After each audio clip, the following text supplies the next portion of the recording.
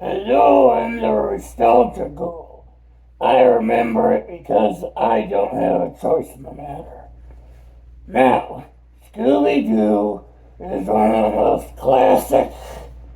Ah, to hell with it, I can't do this anymore. Oh shit. Oh, oh, good lord. I can't breathe in that thing. Oh shit.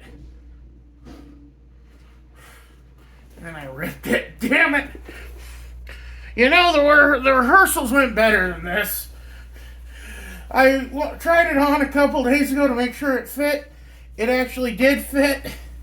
But, you know, sometimes the best laid plans of mice and men go to pot.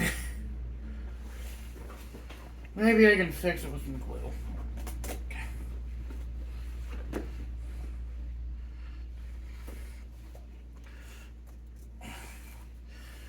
Hello, I'm the Royce Nostalgia Critic. I remember it because I don't have a choice in the matter. I'm back with a new goatee. One that came from a very racially insensitive, little goatee kit, but thankfully doesn't look like it on me. Looks like I just am wearing fake hair. Anyway, welcome to yet another episode of Propped Up and review and ramble of my zombie mask from Scooby-Doo. Look at this good little boy. I seriously hurt him. Oh my god. Oh, this rip is so wretched. I hope I can get this fixed. Maybe with some maybe super glue. Maybe I can get some welding thing. I don't know. Anyway, it's October, everyone. Happy Halloween. I'm already in costume, even though it's about a month early. You can't prove that I'm not wearing it everywhere I go. You can't prove that I'm not going to wear it for Halloween. So I'm back. The Royce Nostalgia Critic is back. And what am I going to do today? Well, in addition to the return of long-running series Propped Up, we're going to be talking about one of my favorite childhood shows. Scooby-Doo, Where Are You? Hell yeah. So let's go back to our boy here. Now, the zombie is from the later half of season 1. He is the henchman to the witch. Now, obviously, the zombie isn't like a real monster in the show.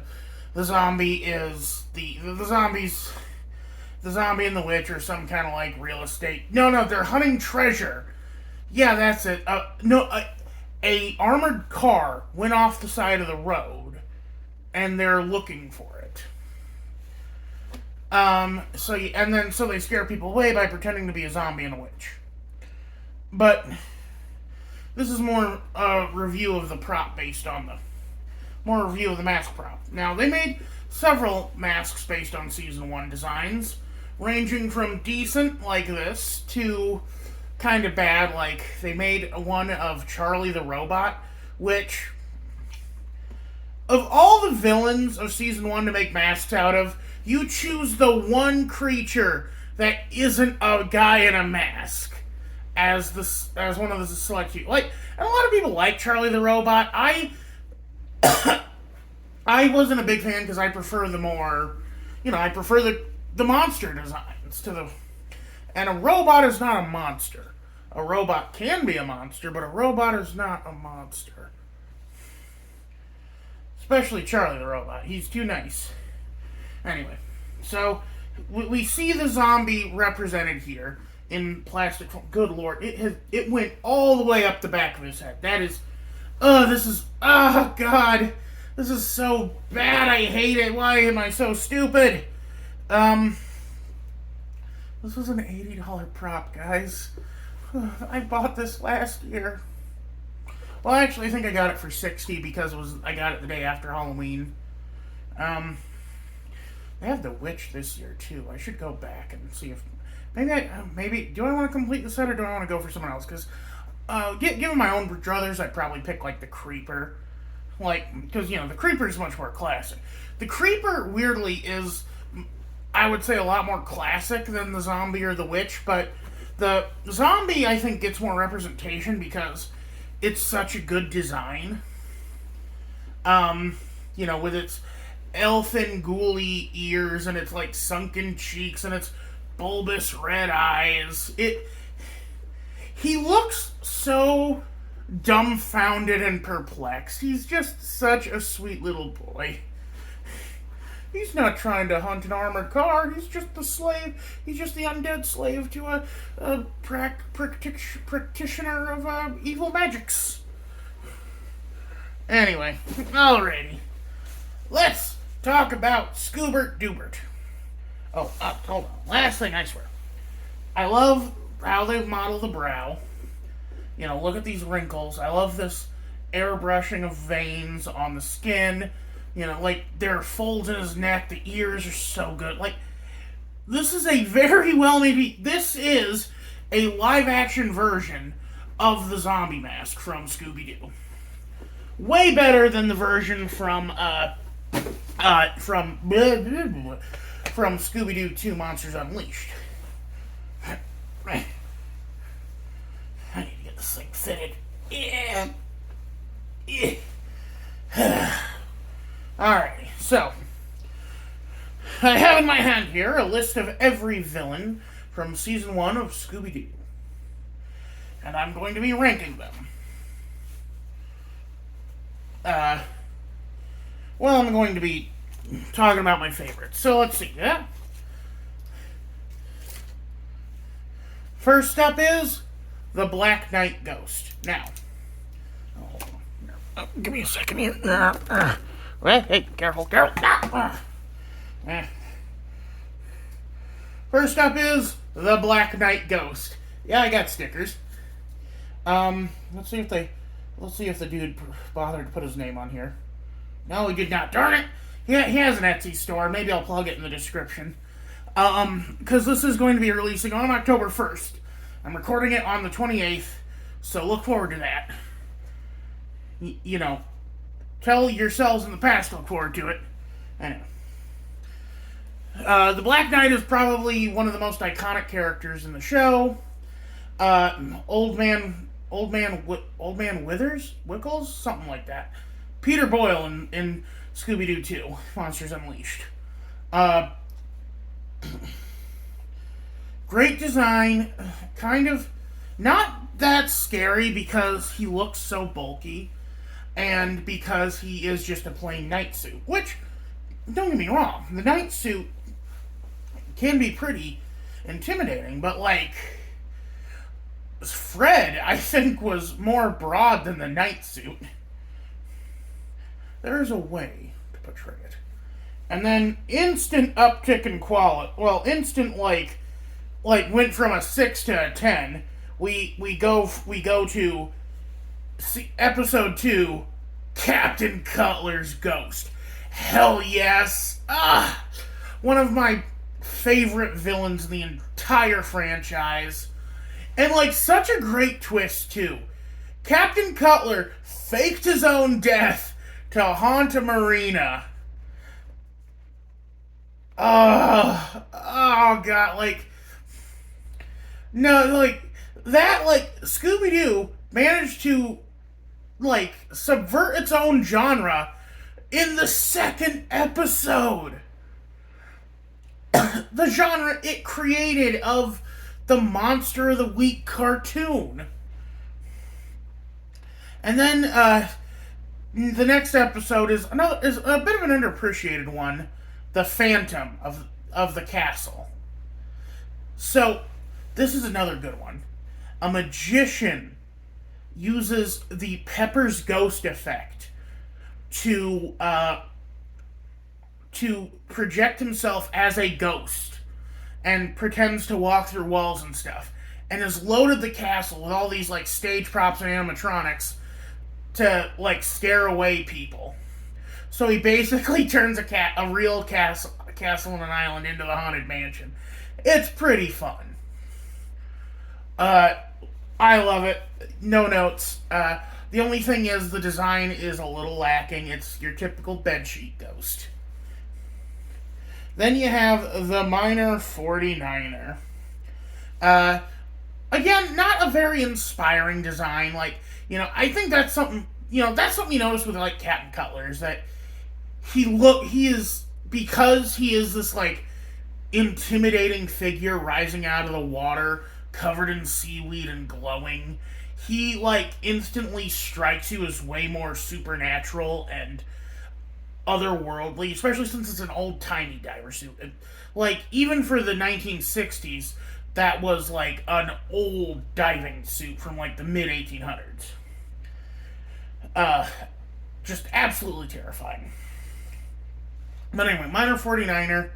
Uh, the twist there is that it's the short dude wearing stilts so that the mystery gang thinks it's the tall dude instead. It's just honestly, like, look, not look. This was a syndicated show. Not every episode could be a banger. Then Geronimo, otherwise known as the Witch Doctor. Yeah, it's, well, the Indian Witch Doctor, which, yeah, Native American. As someone with cousins in the Sioux Nation, though I am not of that blood myself. Allegedly, there's a thimbleful of Cherokee blood in our family, but, I mean, it's so diluted that, and honestly, I doubt that.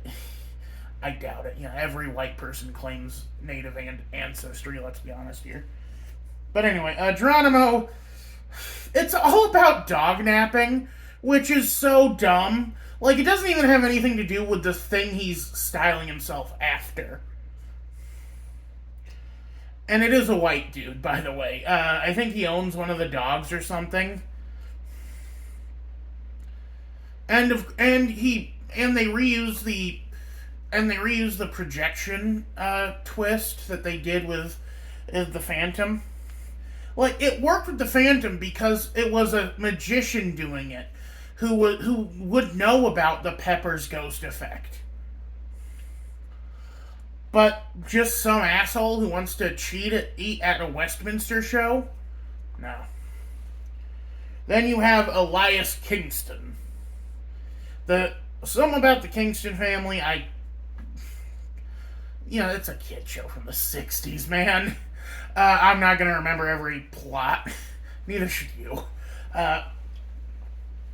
But he's a good design for all that. He's the first one that looks undead. He's got blue skin and black hair, and he wears this, like, Victorian suit with one of those capes that goes from your neck to your chest. Pretty good. And then, Ape Man. Lame. Next. Charlie the Robot. Again, he is legitimately a threat, and he is the only monster on this list who is who they say they are. But there is a twist, of course. The wife of the theme park owner reprogrammed Charlie to go on a rampage because she was like, I don't want to automate our theme park. I want to operate it together. Which, I mean, look, lady, you work in the entertainment, or you work, not the entertainment industry. Theme parks are weird. They're kind of like the hospitality industry where, it's all about giving your guests a good time. So, there's, people will always pay extra for the real McCoy. The Puppet Master. There's something about, like, money or something. I don't know. It's a lame thing. I think the whole thing is that he's supposed to be turning people into puppets, but he just makes puppets out of people that he kidnaps. I don't know. Skip. It's lame. Ghost Clown. Talented hypnotist, not really a ghost, but is in fact a real clown. Hypnotizes Daphne to be a trapeze artist, I think. I didn't find him that scary. I don't find clowns that scary. Mm-hmm. Anka the Mummy. kind of the first time, I think, one of the first times anyway, that the mummy, which is like this very fragile thing in real life, like mummies could turn to dust just if you touch them wrong.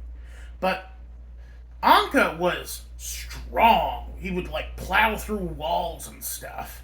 And his whole thing was that he turned people to stone, which is kind of like Elias Kingston's thing, which was aging people, which was actually the dude who got aged just doing some nice makeup stuff. Again, not really that interesting, but like a decent enough mummy design. Dracula, Frankenstein, the Wolfman, and the Roma fortune teller. Oh Lord. This was all one dude. It was like the Mystery Inc. was fighting Lon Chaney Jr. or something, because it was one dude playing all four monsters, trying to scare them off for whatever reason. I can't even remember why. This episode got removed from syndication sometime in the late 90s, early 2000s, because I never saw it as a kid.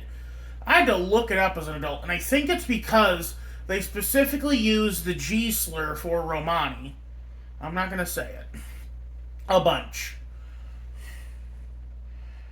And then, let's see, you have, the zombie and the witch. There. Well. Oh, wait, do I?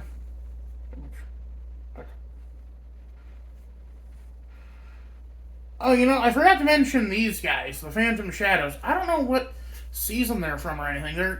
They're two of the most iconic villain designs in the show. Well, I mean, they are the most iconic villain designs in the show since they're both the same design. But, Oh, hold on. Never mind. I know where they are. Sorry. But the zombie and the witch, they're okay. They're, again, they have a pretty basic reason for being there. Then you have the goat. The spooky space kook. Hell yes. Hell yes. The best design in the whole show. The scariest one, too.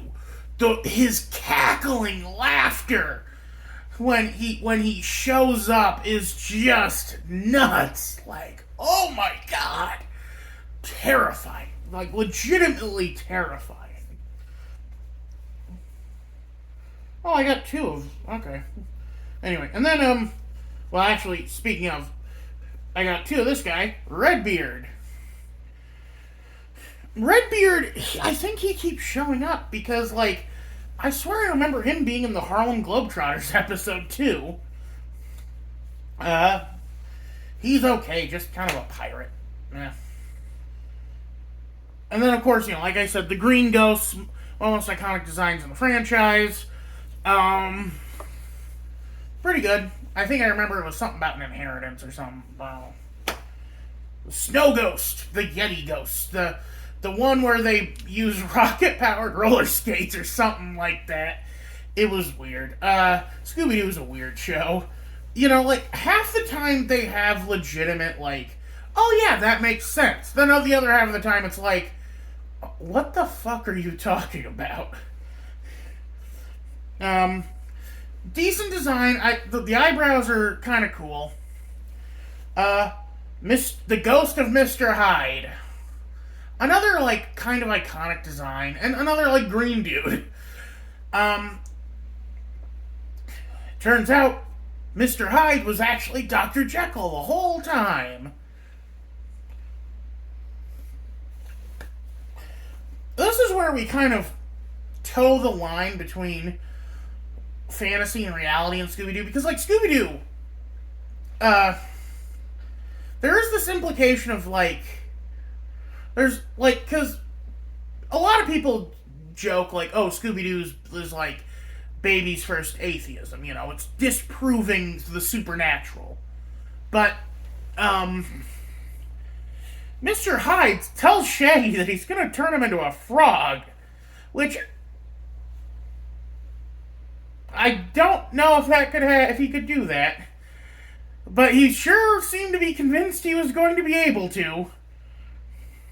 And there are moments in the show where we do see legitimately like supernatural things. Like I remember Scooby once drank a potion that turned him into a frog briefly. I can't, and I think that was in season 1 or 2 of the show. I can't remember though. Zen 2-0 and the Scare Pair. Oh no.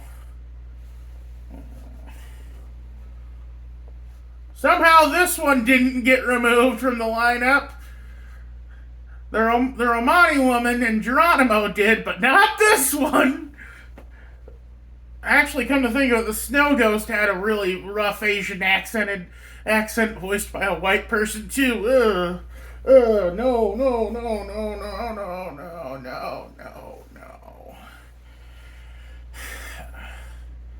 Look, the 1960s weren't the most politically correct time. And I don't mean political correctness as in like, like whatever bullshit you're saying. I mean like they were racist. They were very racist, okay? Like I love Tony Randall, but The Seven Faces of Dr. Lau isn't a good movie. Mickey Rooney in Yellowface isn't good either. Oh God, why Mickey? Why did you have to do that? Oh Tony, why did you have to do? Oh, okay. To the credit of The Seven Faces of Dr. Lau, the idea is that he isn't who he says he is. He's almost a shapeshifter because not only does Tony Randall play the eponymous Dr. Lau, he plays all the creatures that Dr. Lau has, including a serpent, Medusa, Pan, like just a ton of different characters. But anyway, back to Zen 2-0 and the Scare Pair. Oh Lord. Daphne, being your stereotypical white woman, wants to buy a rare, like a piece of Chinese, a Chinese prop just to prove how worldly she is. Turns out gentrification was a thing even back in the 60s. And it actually holds a secret tape that proves the guilt of 3 criminals. So they dress up in Chinese regalia or something to steal it from her. I don't know. Next, the Caveman. I'm glad that he's in there, and that we're out here, and that he's in there, and that we're out here, and that we're in there, and he's out here. I don't know how the copy pasta goes. Come on, give me a break here.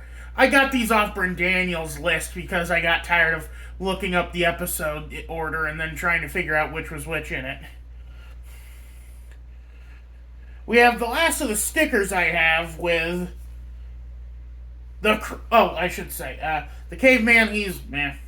Again, like, it's another not so supernatural type looking one. Very similar to the Ape Man, where it's like the design isn't very inspired and not really my cup of tea.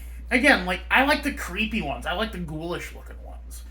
Speaking of, next up we have the Creeper! Creeper!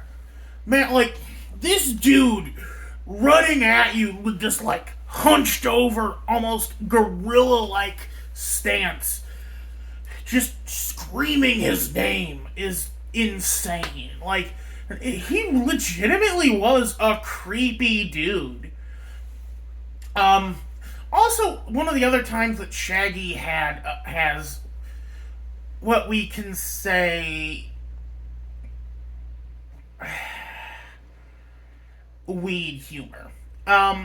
Because he talks about wanting chocolate-covered corn on the cob. Which I've never... Weirdly, there are chocolate-flavored corn products nowadays with, Cocoa Puffs and stuff. But, like, it was pretty weird. And, like, he wanted chocolate-covered hot dogs and Captain Cutler. In the Phantom Castle episode, they talk about how foggy and dank it is outside, and Shaggy pops his head up like, did someone say, did someone, like, did someone say my name or something like that? And it's like, the hint is that they're talking about, like, clouds and stuff. He's like, yeah.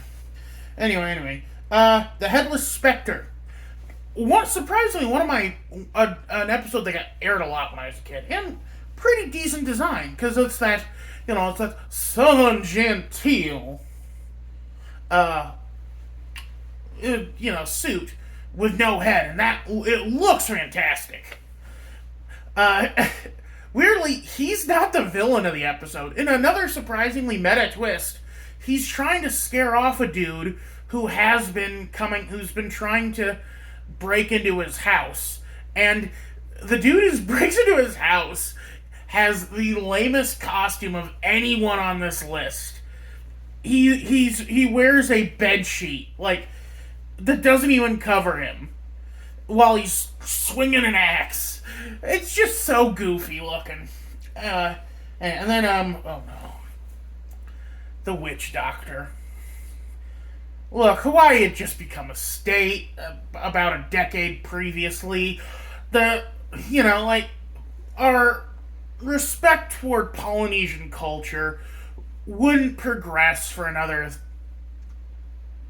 40 years or so. Like, we still have a tendency to take advantage of Hawaiians. I will say that this episode does get credit from me for actually talking about real Polynesian cuisine. They go to a luau and eat poi. That one of the last things in the episode is Shaggy screaming, "Scooby, bring back my poi!" Zoinks! And the werewolf. Brendan pointed this out. He doesn't really look like a werewolf, more of a wolf man. And Brendan says he looks more like a ghoul. And I'm like, nah, I can buy that he's lupine. But it is a very lame design. This is another one of the masks that got made, and it's like, meh. Finally, the Wax Phantom.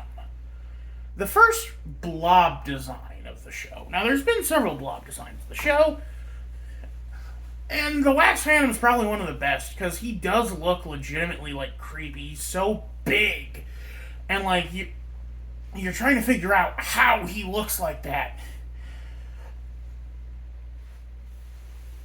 What's this? Oh, yeah, okay. But it's a good... Ow. Sorry. It's a good design, but it just... I don't think it's a patch on... Again, my two favorite designs. Space Kook and Captain Cutler's Ghost. Captain Cutler... I have a sticker of him. Couldn't get my hands on a poster like that. But my sticker of him's on my laptop. Sorry. Anyway, that's all the original monsters of Scooby-Doo. Maybe I'll rank the other ones some other time. Well, I mean, like, that wasn't even a ranking. That was just me rambling on about them and if I liked them or not. Honestly, there weren't a lot of good designs in the first series. There weren't a lot of great designs. There were a lot of good designs, but not great designs. But there were several just fantastic designs. Anyway, that'll be it for me today. I got to go repair some green skin. So, but wait, you all thought that I was Doug Walker, didn't you? But I'm not Doug Walker. I'm... Royce Miller! Ha! You thought I was Doug Walker the whole time, didn't you? I'm not nearly as stupid as Doug Walker. And I didn't even graduate college like he did. Oh god, there's still glue on my face. This is such a cheap, gross prop. I'm the Royce Nostalgia Critic. I remember it because I don't have a choice in the matter.